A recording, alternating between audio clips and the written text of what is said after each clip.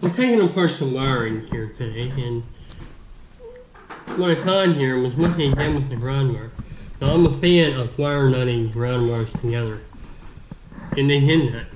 And what they did is they ran the one wire directly through the wire nut, so it still puts the wire together, and very effectively and efficiently carries your ground through the wire nut.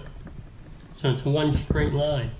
You don't have a pigtail coming out of the bottom, moving around, causing grief. I can't remember if I've ever seen that before.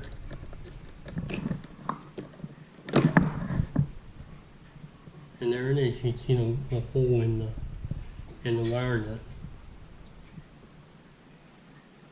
So, interesting thing I found today when the Sherman